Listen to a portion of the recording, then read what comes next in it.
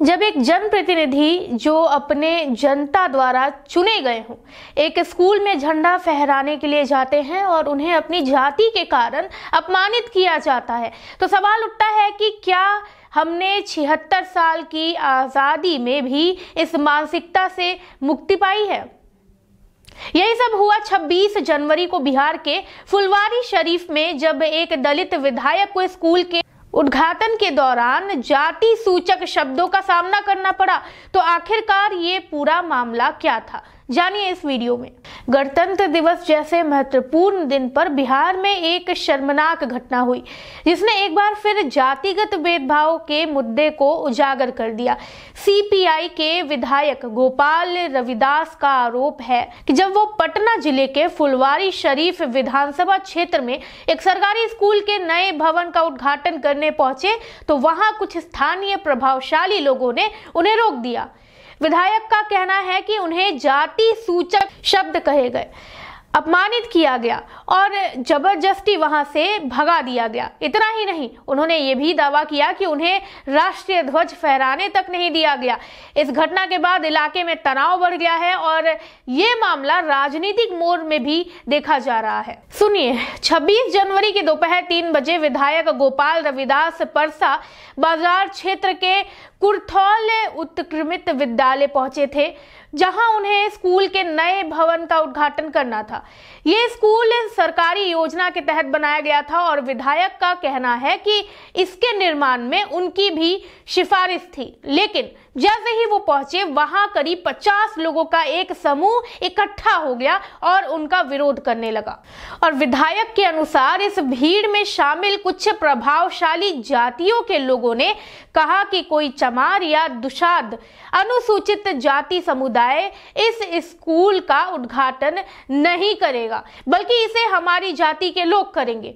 उन्होंने आरोप लगाया कि न सिर्फ उन्हें उद्घाटन करने से रोका गया, बल्कि उनके साथ धक्का मुक्की भी की गई और उन्हें जबरन वहां से हटने पर मजबूर कर दिया गया। जब उन्होंने गणतंत्र दिवस के मौके पर राष्ट्रध्वज फहराने की कोशिश की तो उन्हें वो भी करने से रोक दिया गया।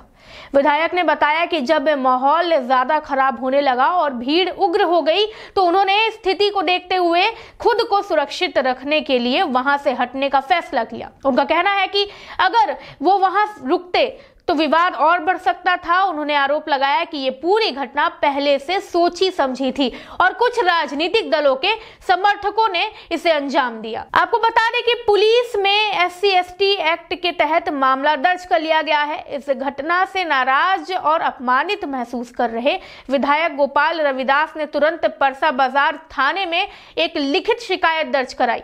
अपनी शिकायत में उन्होंने 3 लोगों चुन्नू सिंह, मिथिलेश सिंह और हंसराज सिंह का नाम स्पष्ट रूप से दिया है, जबकि 4 अन्य नामजद और 10 अज्ञात लोगों के खिलाफ भी मामला दर्ज कराया गया है। पुलिस ने शिकायत के आधार पर अनुसूचित जाति एवं अनुसूचित जनजाति अधिनियम 1989 के तहत FIR दर्ज कर ली है और मामले की जांच शुरू कर दी है।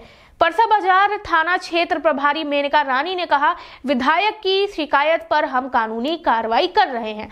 अभी हम मामले की जांच कर रहे हैं और ये सुनिश्चित किया जा रहा है कि क्या वास्तव में जाति सूचक गालियां दी गई थी और धक्का मुक्की की गई थी। अगर आरोप सही पाए गए तो सख्त कार्रवाई होगी। वहीं स्थानीय लोगों का अलग दावा है, ये जातिवाद नहीं योगदान का मामला है। इस पूरे विवाद में स्थानीय लोगों की राय बिल्कुल अलग है। उनका कहना है कि ये जातिवाद से जुड़ा मामला है ही नहीं, बल्कि सवाल ये है कि विधायक जी स्कूल के उद्घाटन के लिए क्यों पहुंचे, जबकि उनका इस स्कूल के निर्माण में कोई योगदान नहीं था। स्थानीय निवासियों के मुताबिक ये स्कूल सरकार के बजट से बना है, ना किसी विधायक के व्यक्तिगत प्रयास से। ऐसे में जब विधायक बिना किसी योगदान के उद्घाटन करने पहुंचे तो लोगों ने इसका विरोध किया। एक स्थानीय व्यक्ति ने कहा कि हम विधायक का विरोध इसलिए कर रहे थे क्योंकि उन्होंने इस स्कूल के लिए कुछ नहीं किया। ये जातिवाद का मुद्दा नहीं है, बल्कि ये सवाल है कि जो काम किया ही नहीं गया उसका श्रेय लेने की कोशिश क्यों।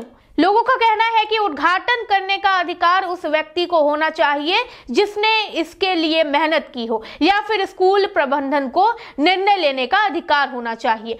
विधायक के इस कदम को एक राजनीतिक स्टंट माना जा रहा है।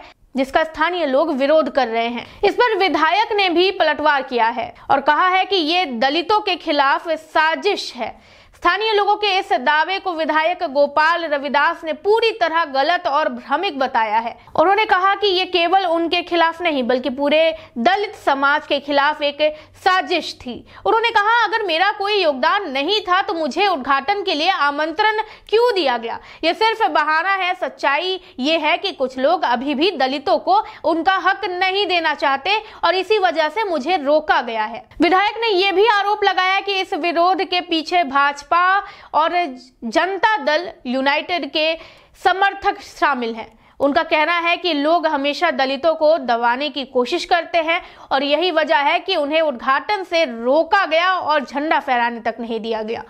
उन्होंने कहा, यह घटना बिहार में आज भी जातिगत भेदभाव के जिंदा होने का सबूत है। अगर किसी ऊंची जाति के नेता को उद्घाटन करना होता तो कोई विरोध नहीं होता, लेकिन जब एक दलित विधायक आया तो उसे रोक दिया गया। यह समाज में फैली असमानता को दिखाता है। मैं इस मुद्दे को ऐसे ही नहीं छोड़ूंगा बल्कि दोषियों को सजा दिलवा कर रहूंगा। अब आगे क्या होगा? ये मामला अब बिहार की राजनीति में बड़ा विवाद बन सकता है। इस मुद्दे को लेकर वामपंथी दल सरकार को घेर सकते हैं, जबकि भाजपा और जेडीयू समर्थक इसका बचाव कर सकते हैं। अगर जांच में विधायक के आरोप सही पाए जाते हैं तो दोषियों पर कड़ी कार्रवाई हो सकती है, जिससे सरकार पर दबाव बढ़ सकता है। अब कुछ सवालों पे गौर करते हैं जो आपके मन में भी जरूर आ रहे होंगे। अगर जातिगत भेदभाव का मुद्दा है तो क्या ये बिहार की सामाजिक सच्चाई को दर्शाता है?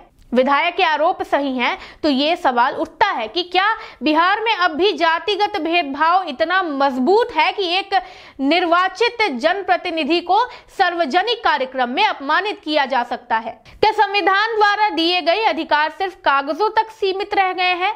अगर एक विधायक के साथ ऐसा हो सकता है तो आम दलित नागरिकों के स्थिति क्या होगी? क्या विरोध केवल स्कूल उद्घाटन से जुड़ा हुआ था या फिर ये विधायक की राजनीतिक छवि से संबंधित था? स्थानीय लोगों का कहना है कि विधायक का इस स्कूल के निर्माण में कोई लेना देना नहीं था, इसलिए लोग उनका विरोध कर रहे थे। लेकिन अगर ऐसा था तो फिर विरोध उसी समय क्यों नहीं हुआ जब विधायक वहां पहुंचे थे? क्या स्थानीय प्रशासन ने पहले से इस मुद्दे को नहीं सुलझाया था? अगर विधायक की मौजूदगी से ही विवाद था तो इसे जातिवादी एंगल क्यों दिया गया? क्या इस घटना में राजनीतिक दलों की भूमिका हो सकती है? विधायक गोपाल रविदास ने दावा किया है कि इस विरोध के पीछे भाजपा जनता दल के समर्थक शामिल हैं। अगर ये सच है तो ये एक गहरी राजनीतिक साजिश हो सकती है। लेकिन सवाल ये है कि क्या ये वाकई विपक्ष द्वारा किया गया षड्यंत्र था या फिर ये सिर्फ एक राजनीतिक बयानबाजी है? अगर ये जातिगत मामला नहीं था तो फिर जाति सूचक शब्दों का इस्तेमाल क्यों किया गया? ये सबसे बड़ा सवाल है।